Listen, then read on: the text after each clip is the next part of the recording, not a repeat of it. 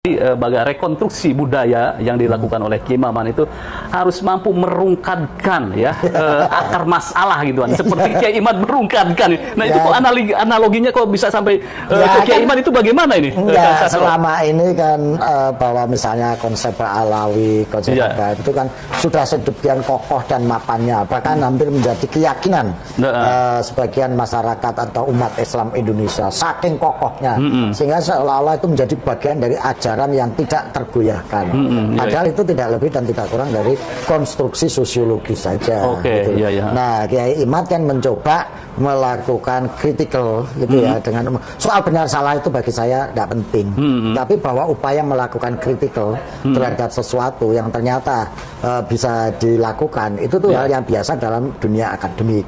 Salah satu novelty yang menarik dari disertasi Kang Maman ini atau Kiai Maman ini adalah dia menolak konsep sinkretisme Islam. Padahal konsep ini sudah mapan ya, dan sudah menjadi acuan sebagai suatu kerangka teori yang sudah berjalan bertahun-tahun. Disertasi Kang Maman ini membuktikan bahwa nggak ada sebetulnya sinkretisme Islam itu. Sinkretik itu hanya terjadi pada level ekspresi kebudayaan, bukan pada level keimanan, bukan level ketauhidan. Jadi konsepsi tentang Islam Nusantara itu kemarin itu kan dihujat itu ya. Nah, itu seperti itu orang nggak paham aja. Assalamualaikum warahmatullahi wabarakatuh. Pemirsa pada Suat TV, saya sekarang bersama dengan Dr. Ngatawi Al-Jasro. Sehabis pengujiannya disertasi Kiai Maman Ibnul Haq. Apa kabarnya Kang? Alhamdulillah, ini casting beda ini biasanya ngamen. Pembimbing bro, itu kan biasa yang dibimbing, yang diuji itu anggota DPR RI Kiai Maman. Promotor ya kan? Ya, promotor. Alhamdulillah. Ya, Kang Jasro adalah aktivis mahasiswa era 90-an. Sejak mahasiswa memang banyak bergulat di keilmuan. Baik Kang, tadi menarik ini ketika menguji Kiai Maman tentang Islam Nusantara. Katakanlah Islam Nusantara gitu ya. Nah itu ada kata-kata yang sangat menohok menurut saya.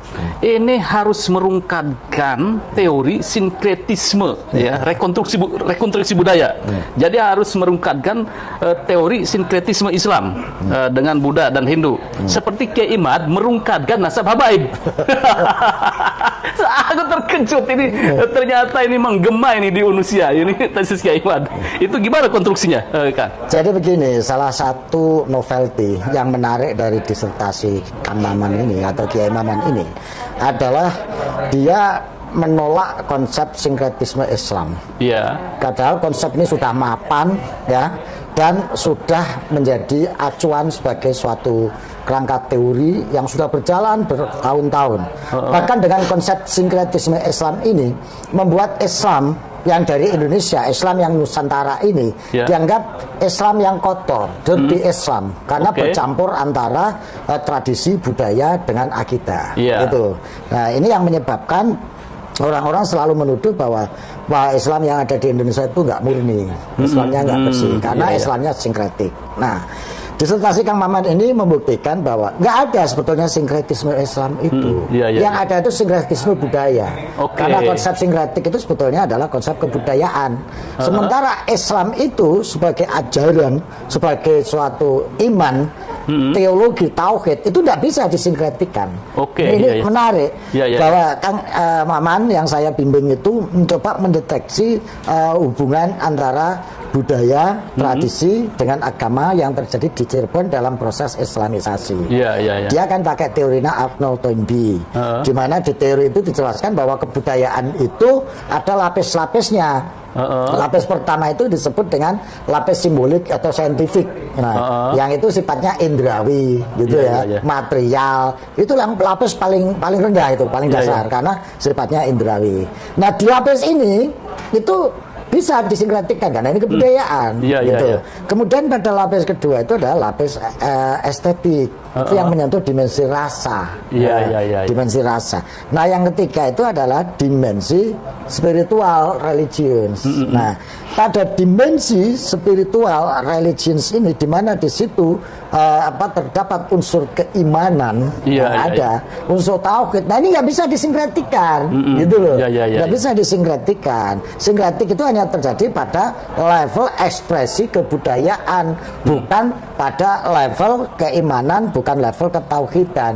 Nah, sementara di situ diklaim bahwa sinkretisme Islam, sehingga seolah-olah terjadi sinkretik pada level iman, pada level tauhid. Padahal pada level iman dan tauhid ini nggak bisa. Islam tetap, bahkan Islam Jawa, Islam manapun, tetap kalau dia sudah Islam ya tetap mengakui ketauhidan Tuhan. Nah, ini yang menarik. Nah, itu di situ gitu kan. Jadi artinya bahwa menolak atau merungkadkan teori sinkretisme di situ gitu kan. Jadi sinkretisme Islam itu nggak ada. Tidak ada itu ya. Yang ada itu sinkretisme budaya. Sinkretisme budaya. Kalau budaya itu sumbernya bisa dari mana saja. Karena faktor yang mempengaruhi terjadinya konstruksi kebudayaan itu kan ada 3 paling tidak. Satu sumber. Sumber itu bisa berasal dari budaya yang sudah existing atau budaya yang sudah ada sebelumnya. Nah, itu saya sebut sebagai bagian dari sumber. Saya nggak mau menyebut budaya asli. Sumber asli, ya. Termasuk salah satu sumber itu adalah agama. Agama sebagai sumber budaya, kebudayaan. Nah, salah satu sumber ini ya yang namanya tauhid, yang namanya iman, ini nggak bisa disinkretikkan. Nah, kemudian yang kedua adalah subjek manusianya, subjek budayanya itu. Nah, ini yang mempengaruhi konstruksi budaya karena dia akan melakukan dengan sikap-sikap inovatif, kreativitas dan lain sebagainya. Nah, yang ketiga adalah faktor geografis.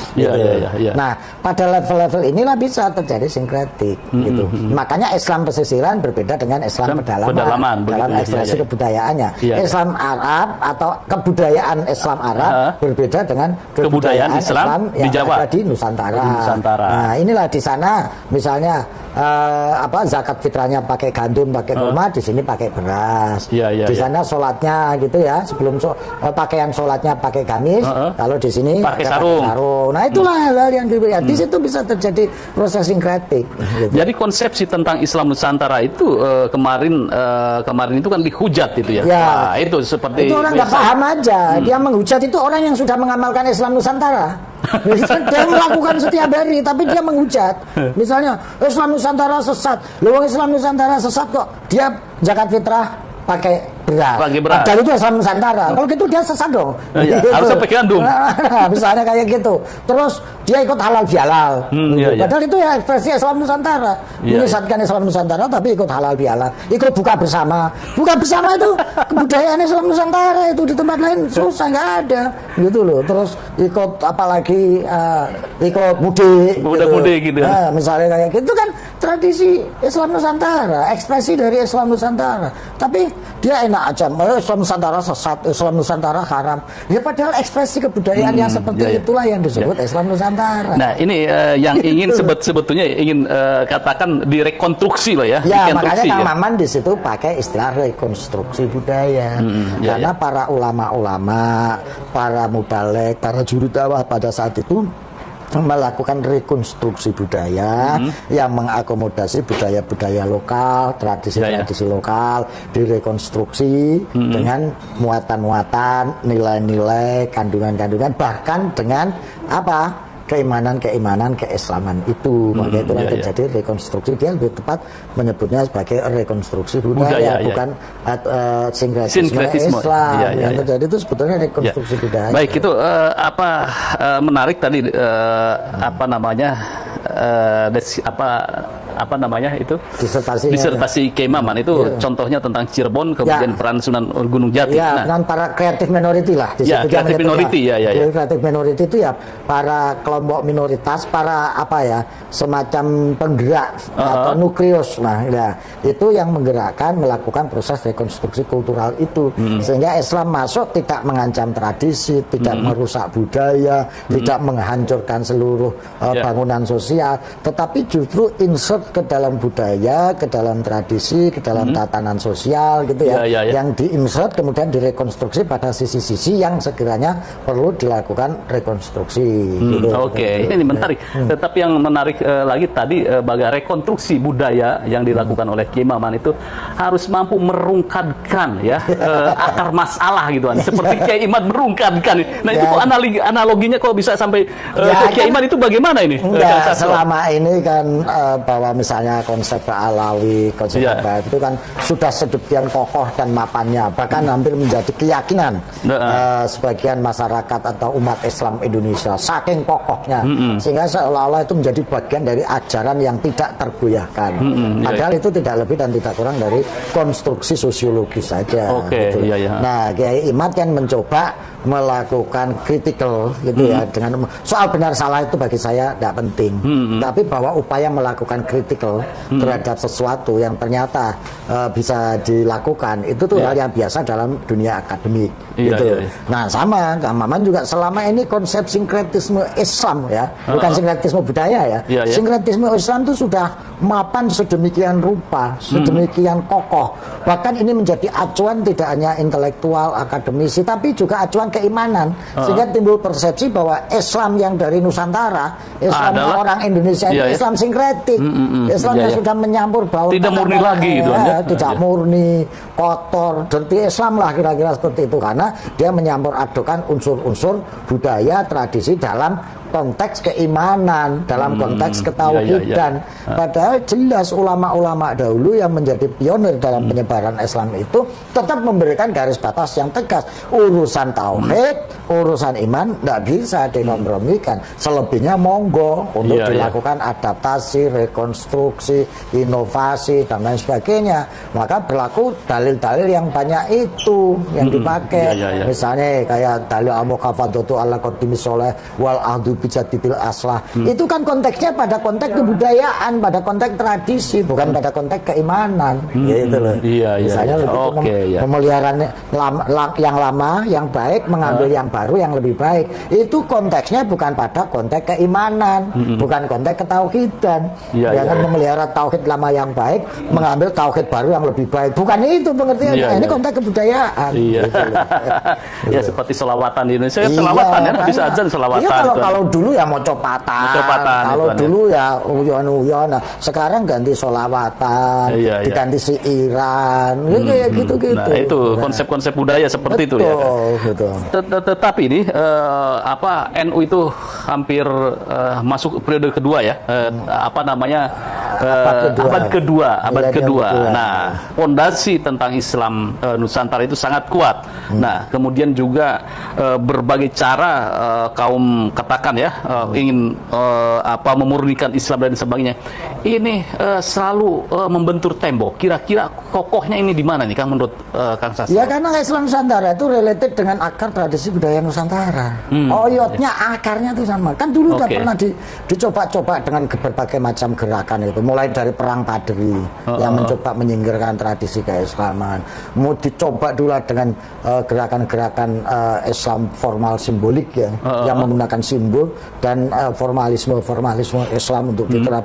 Ya nggak jalan karena itu nggak related dengan akar tradisi dan budaya Nusantara. Dan itu kalau kita ngaca sejarah ya, Islam itu kan masuk abad ke-8, abad ke-7, ya kan. Nah, tapi Islam baru berkembang. Itu kan abad ke-15, 1400-an eranya Wali Songo. Artinya ada kevakuman dari abad ke-8 sampai abad ke-15, pertengahan abad 15. Ya. Ini gara-gara kesalahan strategi dalam menyebarkan dan mengajarkan Islam. Hampir berapa abad? Dari abad 8 sampai 15, hampir 7 abad. 7 abad ya? Iya, itu nggak berkembang. Itu banyak dibuktikan dalam catatan sejarah. Bahkan ketika tahun 1430-an ketika Haji Ma'wan, sekretarisnya Cheng Hu, datang ke Nusantara, itu Nusantara mayoritas masih pemeluk agama lokal sama Hindu Buddha di kalangan kerajaan, di kalangan punggawa keraton gitu. Tapi mayoritas yang bawah juga masih agama-agama lokal. Ini yang kemudian dianalisis oleh Wali Songo. Berarti ini ada kesalahan dalam penyampaian. Satu contoh yang orang sering nggak tahu.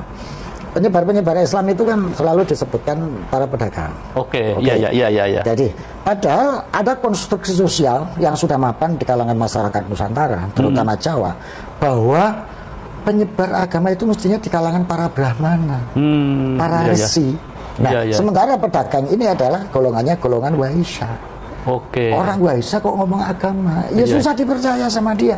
Dia orang tahu, wah ini ajarannya bagus ya, benar. Tapi kok yang bawa orang Waisya ya, mestinya kan orang Brahmana, gitu loh, atau para resi. Nah, itu salah satu contoh kesenjangan kultural itu, gitu ya. Nah, ini yang kemudian dievaluasi. Belum caranya, cara menyampaikan, cara mengajarkan, mungkin masih oral murni, langsung menyampaikan kebenaran Islam, kebaikan Islam, ya ditawarkan kemana-mana. Nanti ada surga, nanti. Nah, orang di sini sudah hidup dengan peradaban yang matang, dengan bayangan imajinasi surga, air mengalir, pohon yang berimbun. Nah, di sini sudah kayak begitu kok, ditawari surga begitu ya, nggak bisa. Jadi bahasa kasarnya, proses Islamisasi hanya menyentuh dimensi kognitif. Oke. Belum menyentuh dimensi afektif. Nah, inilah yang kemudian evaluasi oleh Wali Songo, gitu ya. Nggak bisa kalau caranya begitu. Kalau gitu kita pakai kebudayaan, gitu loh. Kebudayaan yang langsung menyentuh hati, gitu ya. Sehingga orang-orang ini menerima Islam dengan sukacita. Oh iya, ternyata ini nggak mengancam eksistensi tradisi saya, nggak merusak tatanan-tatanan etik dan nilai saya, tapi justru malah menyempurnakan. 5 karimah akhlak ini yang ditata, gitu loh. Itu dengan pendekatan kebudayaan itu, sehingga dirasakan enak, terus dipikirkan cocok, dilakoni juga mantul. Nah, akhirnya udah diterima. Gitu. Nah, inilah apa ajaran-ajaran yang dikembangkan oleh NU. Iya, akhirnya related dengan itu. Misalnya ada dalil, kok Wali Songo pakai wayang? Wayang itu kan miliknya orang Hindu Buddha. Padahal ada dalil mantasyabaha biqaumin fahuwa minhum. Apakah para wali tidak tahu dalil itu? Tahu. Tapi kalau kita pakai dalil itu 7 abad enggak berubah. Makanya pakai dalil yang lain, karena setiap dalil itu ada peruntukannya, ada konteksnya. Pakai dalil khotibunas ala qadri ukulihim. Berilah penjelasan manusia sesuai kadar kemampuannya. Kemampuannya pakai budaya, pakai tradisi, pakai seni, ya itu kita pakai. Gitu. Gitu, Pak. Oke, luar biasa ini penjelasan Kang Sastro tentang bagaimana merekonstruksi budaya bahwa tidak ada sinkretisme di dalam Islam. Bagaimana menurut netizen? Tulis komentarnya. Dan tentang Islam Nusantara memang sempat menjadi polemik dan menjadi bulan-bulanan. Saya sempat mengeksposnya juga, Kang Sastro. Jadi sebetulnya ini ya, itu yang kritik ya setiap hari nggak jalanin Islam Nusantara kok. Saking nggak tahunya dia aja itu tentang nasab itu Kiai Imaduddin Usman. Kenapa?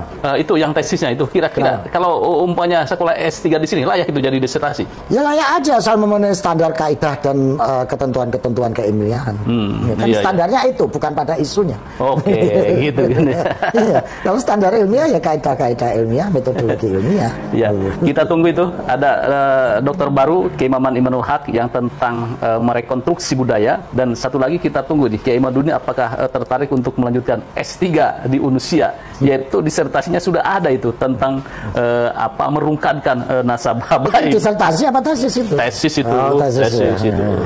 Kajian lah gitu kan. Iya. Pembimbingnya siap nih, Kang Sastro. Saya usul kalau dia bikin disertasi pembimbingnya Rumail Abbas. Rumail Abbas ya. Aduh, menarik ini, dua tokoh ini sama-sama NU.